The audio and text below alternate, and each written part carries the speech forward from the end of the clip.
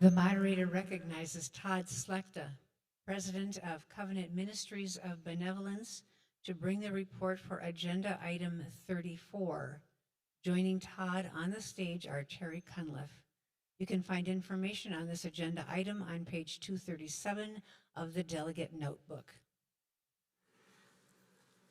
Thank you, Madam Moderator.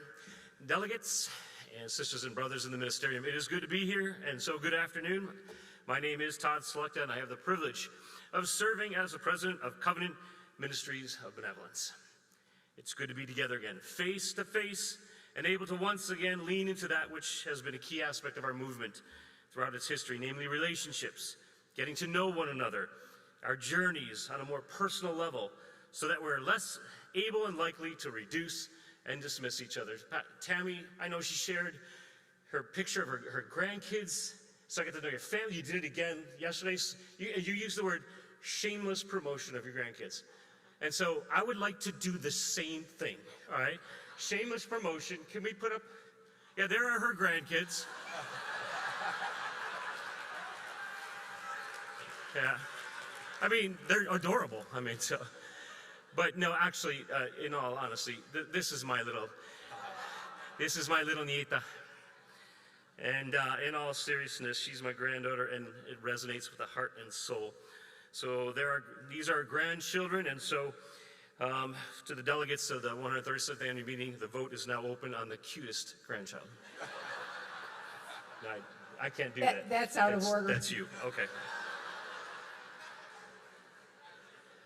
In all seriousness, rather than use this time to try to impress you with a bunch of slick, impressive charts and graphs, how about instead, we hope you hear the heartbeat of a deeply rooted ministry.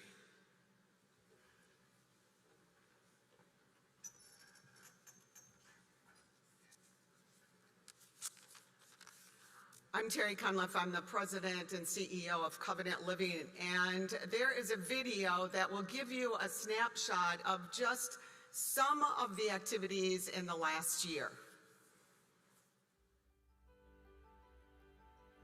At Covenant Living, our success is built on our faithful focus on the present while maintaining a roadmap for the future and embracing our common purpose of creating joy and peace of mind for residents, employees, and their families by creating a better way of life.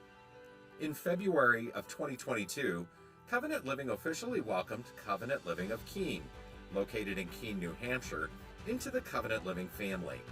A dedication ceremony was held to celebrate the occasion with residents and employees embracing this new community. In June of 2022, a ribbon-cutting ceremony was held at Covenant Living at Windsor Park in Carroll Stream, Illinois, to mark the opening of the new assisted living building. This new state-of-the-art facility includes 36 new assisted living residents and new rehabilitation areas for physical and occupational therapy. At Covenant Living of Northbrook in Northbrook, Illinois, planning continued for the construction of new carriage homes, adding 36 new and unique apartments to the community. The community spirit was evident in the annual campaign to raise funds for Benevolent Care, a legacy program providing financial assistance to qualifying residents who've outlived their resources. The Benevolent Care Fund raised $1.2 million in gifts and $1.9 million from Covenant Trust distributions. A total of $4.3 million in monthly service fee support was provided in 2022. Finally, Covenant Living is refreshing our strategic plan and refocusing our strategic aspiration to be an organization that is resident and employee-centered, while continuing to ensure financial strength. As we respond to the evolving needs and expectations of residents, employees, and families, we are committed to embracing community at all levels and continuing to live and work with promise.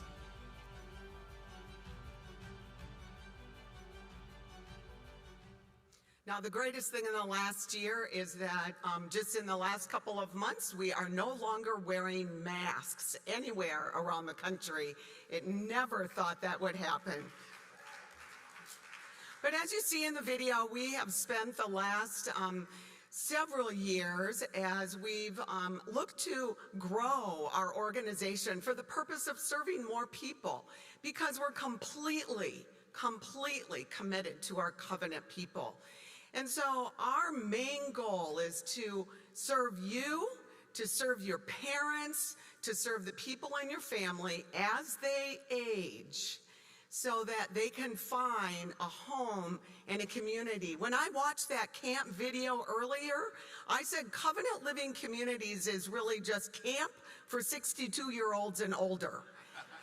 Because what they find is not just a place to live or a service, they find their new best friend. And for those of you who might be retired and living in community, it's not always easy to be a senior adult and find a new best friend. That's what we're all about. But we're also about employees. And 35 years ago, somebody took a chance on me and hired me at Covenant Living of Florida. And I think sometimes we forget that the people who serve our covenant people and our senior adults are employees of all sorts, maintenance and housekeeping and dining and administration and nursing. And so as you go back to your churches and you talk with young people, if you want a rewarding career where you can hug and serve in the same day, this is such a wonderful opportunity for people in a career. So we serve seniors, but we do it through our people. It's just a real joy to be here with you, and feel free to stop by our booth, but thank you very much.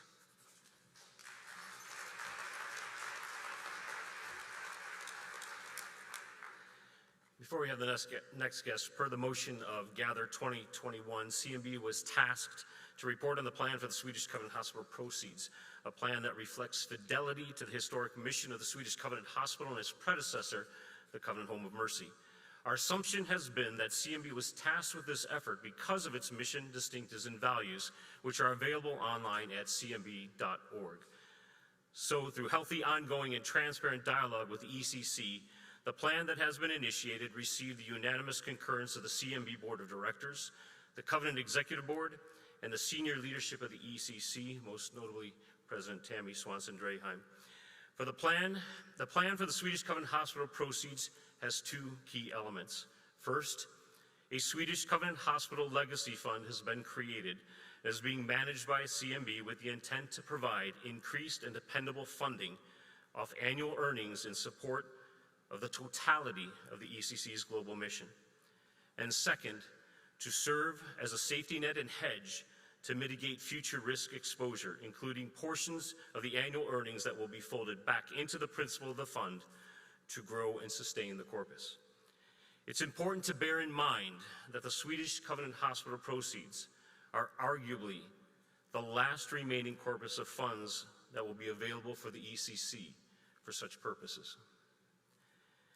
Now, the motion also addressed the balance of the COVID Financial Relief Initiative funds advanced by CMB to the ECC in April of 2020, funds that were made ready to assist covenant churches and institutions as the uncertainties of the global pandemic unfolded. So in reflection of the motion that any plan demonstrate fidelity to the historic missions of Swedish Covenant Hospital and the Covenant Home of Mercy, and once again, in transparent and healthy collaborative conversations with the ECC, determinations have been made for dispersing funds to specific entities and programs that tie into and or reflect those historic legacy missions. Those ties include the historical medical aspects embodied in the mission of Swedish Covenant Hospital and CMB and ECC's historical commitment to promote social justice. Specific entities and the amounts they will receive have been determined, and the ECC has requested time to connect personally with the recipients to work out the details. That said, the first disbursements will be made to these entities in fiscal year 2024, and CMB will act as an accountability partner throughout. I look forward to standing with Tammy Swanson-Draheim here next year at Gather and sharing you the good news and the update of those disbursements and what they're doing. I want to personally thank the volunteer directors that make up the Covenant Executive Board and those on the Finance Committee. Together, we have waded through some complex waters these past couple of years, and I simply want to tell you that the pragmatic, pietistic heart and spirit you have all conveyed to CMB, its board, myself and my team, it's not unnoticed or unappreciated. So thank you. Now, I want to share with you one of the best and little-known secrets in the denomination. You've heard me reference the Home of Mercy. The Home of Mercy opened in 1886 as a sort of all-purpose refuge and grew into a variety of initiatives that culminated in hospitals, continuing care retirement communities, and services for intellectually and developmentally disabled children and adults. So now, let us introduce you to someone who will give you a unique glimpse into the deeply rooted heartbeat of Covenant Ability Network. Hi, my name is Dave Boggs. I'm the Executive Director for the Covenant Ability Network. I want to take this opportunity to thank all of you for being here at Gather 23 and learning a bit about the Covenant Ability Network. Today we're going to introduce you to Baird. Baird has been a resident at Cannes for over 25 years. He represents the very best of what we do as we walk alongside all of our residents in their spiritual and community journey. I hope that you find his story as inspirational as all of us do.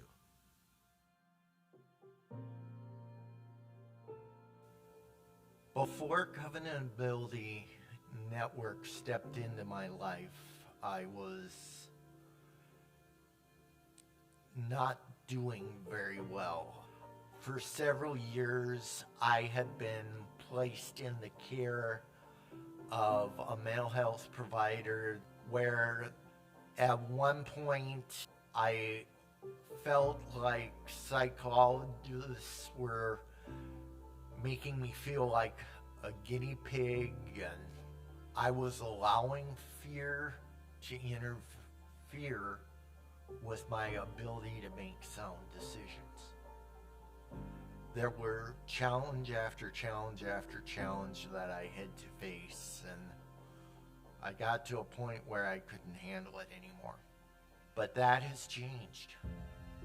Over the past several years of being in the Covenant Ability Network program, I have learned that God put me here for a reason. Moving into the faith-based environment really helped in my spiritual life.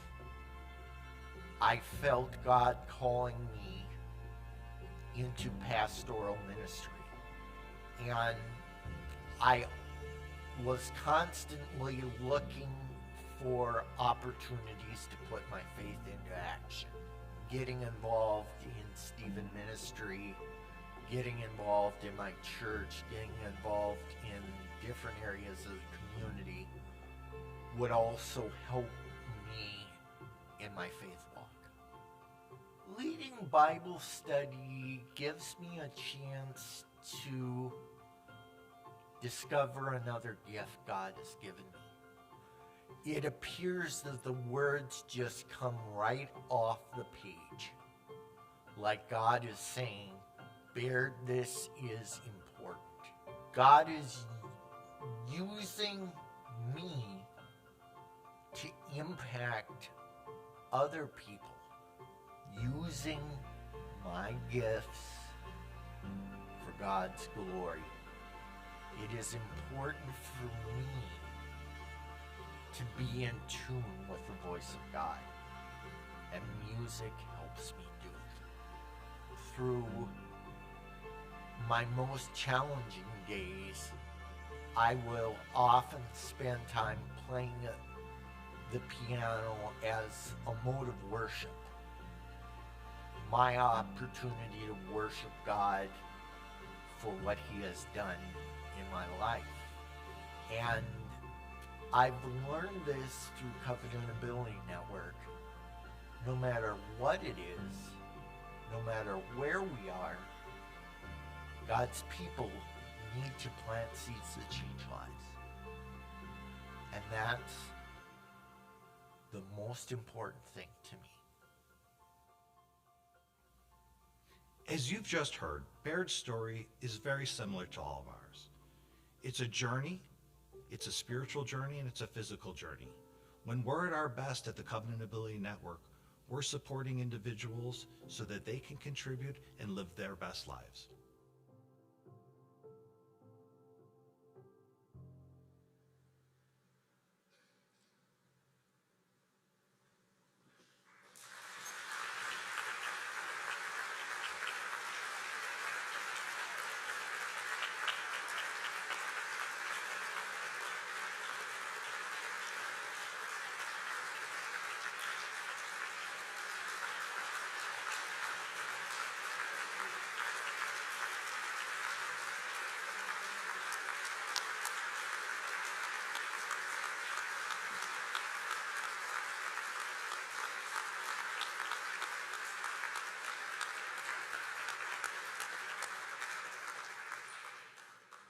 Friends, thank you so much for giving us a few minutes to tell you about the Covenant Ability Network through the eyes of one of our beloved residents, Baird. I have nothing to add to that. All I can say is please join me in thanking Baird and for everybody at the Covenant Ability Network. And Baird, thank you for sharing your story and making the trip from Duluth to join us today. Thank you, everyone.